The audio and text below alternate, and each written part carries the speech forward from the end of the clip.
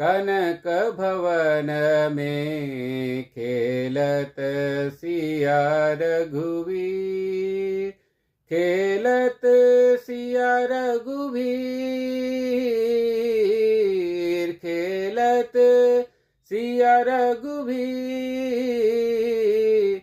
होरी कनक भवन में खेलत सिया रघुवीर।